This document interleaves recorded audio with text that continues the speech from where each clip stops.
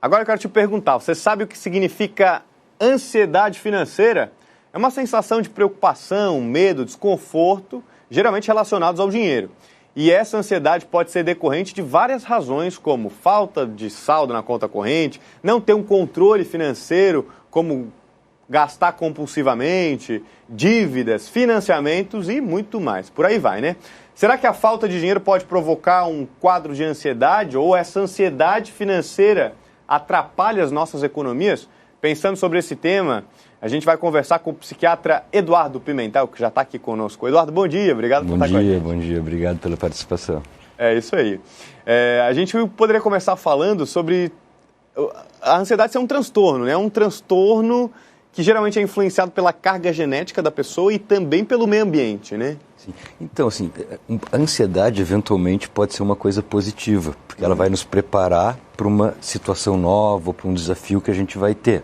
O grande problema é que essa ansiedade é demais e aí ela acaba nos prejudicando e eventualmente nos levando a tomar comportamentos que vão ser mais desadaptados e a partir daí vai nos trazer alguns prejuízos, né? Então, a ansiedade até um certo ponto nos ajuda. Tipo, se eu vou vir para cá, eu vou ficar um pouco ansioso. Para quê? Para não falar nenhuma bobagem, para poder funcionar direitinho. Se eu ficar ansioso demais, eu nem apareço e aí pode me trazer um prejuízo, né? Com certeza com a questão financeira a coisa é um pouco por aí também, né? Quer dizer, alguma dívida, algum problema, tranquilo. Quando a coisa é demais, acaba trazendo prejuízos às vezes maiores, né? Com certeza. E aí a ansiedade, uma coisa leva a outra também, né? Quando a gente conversou, que geralmente eu faço uma conversa antes com os nossos entrevistados, pessoal, para entender do assunto bem antes, né? Então, você me falou que existe essa divisão de 30% e 70% entre a carga genética, né, e a influência do meio ambiente, né? É basicamente isso. O que a gente sabe assim, é que a maioria dos problemas emocionais, e aí incluindo a ansiedade, a gente tem a questão genética, ou seja, a pessoa tem uma tendência já àquele comportamento, ou qualquer característica, mas o que a gente quer colocar é que a maior parte da carga dos transtornos emocionais, dos problemas, acaba sendo o meio ambiente. Quando a gente fala do meio ambiente, quer dizer, desde a concepção da pessoa, ou seja, desde a gestação, desde os primeiros anos de vida, toda a adolescência, de como a pessoa vai aprendendo a lidar com as adversidades da vida, podendo, né, aprender até a controlar seus impulsos e tudo, isso vai, né, levando às doenças. Ou seja, se a pessoa tem uma genética não muito boa e pega um meio ambiente onde ela não aprende a se defender, ela pode daqui a pouco ter prejuízo. Então, assim, a maioria dos transtornos mentais tem a ver com questões genéticas e meio ambiente. Perfeito. Agora, chegando no dinheiro, né? Pensando nos gastos compulsivos, por exemplo, né? Como é que a ansiedade está relacionada com essa compulsão? Então, o dinheiro, né, ele tem muito a ver com a questão da recompensa e da punição, né? Quer dizer, a gente vive em função de buscar prazer e de fugir de um desprazer. E o dinheiro, ele vai nos possibilitar ter prazer, como se a gente não tiver, a gente pode ter um desprazer. Então, assim, isso que a gente fala de poder aprender a lidar, por exemplo, com o dinheiro, com a questão financeira, é uma coisa super importante, né? Os pais já irem ensinando as crianças, ensinando os adolescentes a poder controlar seus gastos, poder entender o que está acontecendo, porque se a pessoa não aprende quando ela é pequena, quando ela chegar na vida adulta, ela vai acabar, eventualmente, não sabendo lidar com esse tipo de situação.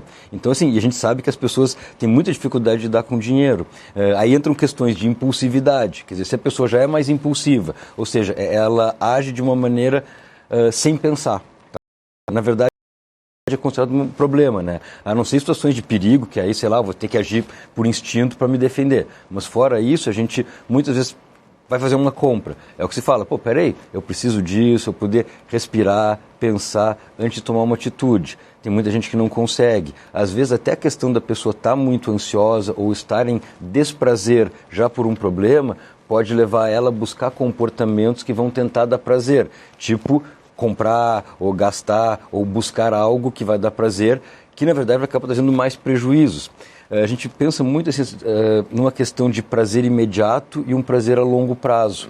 Ou seja, na impulsividade eu vou querer aquele prazer imediato, eu quero aquilo agora, só que eu não vou pensar nas consequências a longo prazo. E talvez o mais importante de tudo é a gente poder ter essa capacidade de prever o futuro. Não que a gente vá ter previsões, né, mas de poder saber, olha, se eu gastar isso aqui, quanto que eu tenho, você vai me trazer tal prejuízo ou não. Então, assim, isso tudo tem a ver com o nosso cérebro, que o nosso cérebro é que nos conecta com o meio ambiente e ele é que vai ter essa tomada de decisões. Então, assim, voltando à coisa genética, então pode ter um cérebro que é um pouco mais impulsivo, um menos, mas ao mesmo tempo o cérebro da gente pode ser treinado para aprender. E talvez uma coisa boa, né? Quer dizer, mesmo quem está com dificuldade, tem tempo de aprender, dá para mudar e sempre é hora, né, de parar e poder tentar reverter a situação. Porque senão, às vezes, a coisa vai criando, né, uma bola de neve que depois fica difícil. E aí a gente tem os transtornos mentais, que aí sim, às vezes eles podem cursar com gastos excessivos e outras questões de impulsividade, compulsividade, enfim. Dominar a impulsividade tem a ver com autocontrole. Sim, porque a impulsividade é um movimento sem controle, digamos, seria uma coisa, um ato reflexo, né? Então, a gente poder, às vezes, parar, pensar, tentar respirar, é uma coisa que ajuda a gente a não tomar essa atitude tão impulsiva. E isso tem como treinar, né? Então, assim, o mais legal de tudo é que, assim, tem como mudar, tem como melhorar, a gente tem muito recurso hoje em dia disponível para estar resolvendo esse tipo de situação. Ótimo. Quer citar alguns recursos? Então, assim, a primeira coisa, né, legal, a primeira coisa é a pessoa reconhecer que está com dificuldade. Porque se a pessoa não reconhecer, ela não vai conseguir fazer nada. No que ela puder reconhecer, eventualmente pedir ajuda. Onde é que ela vai pedir ajuda? Bom, acho que vai depender do grau, né? Porque a gente olha sempre como um contínuo, desde coisas leves até casos mais graves. Então, se é uma coisa leve, eventualmente falar com um familiar, com alguém que entende um pouco melhor, alguma pessoa mais organizada, às vezes um amigo, né? Enfim, companheiro, pode ajudar. Se a gente vê que a coisa é um pouco mais complexa, que a pessoa já está um pouco mais encrencada, ou já tem algum padrão de comportamento de mais tempo, às vezes até uma psicoterapia, tem várias abordagens de psicoterapia, dentre elas a terapia cognitivo-comportamental tem muito recurso para isso, é uma terapia focada no problema, então assim, isso ajuda muita gente. E tem situações mais graves que a pessoa perde o controle, não consegue mesmo, então a gente tem alguns fármacos, né, algumas medicações que vão ajudar a regular um pouco esse impulso. Seria como um carro que não tem acelerador e o freio está muito solto. Às vezes a gente consegue diminuir um pouco o acelerador, acertar um pouco o freio. Só que assim, as pessoas às vezes acham que vai tomar o remédio e vai resolver os seus problemas.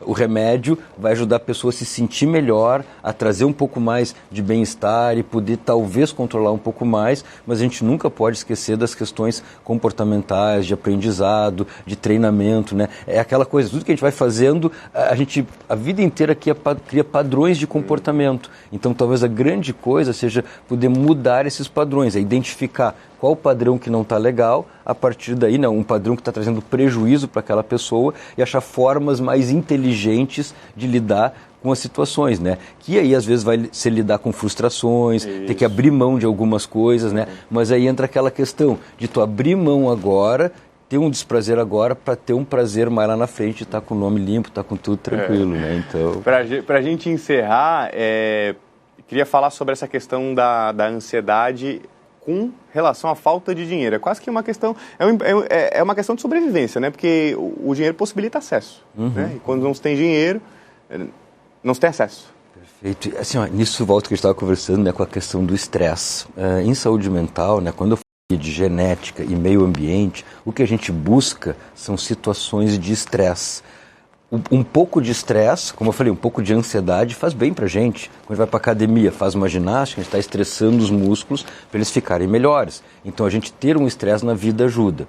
O grande problema é o estresse crônico. É a coisa crônica que aí aumenta cortisol, traz várias alterações para o corpo todo, mas principalmente afetando o cérebro, e isso acaba trazendo grandes prejuízos. Então, assim, a pessoa que passa por uma extrema pobreza pode acabar tendo muito estresse, isso com certeza ser prejudicial, levar a algum transtorno emocional.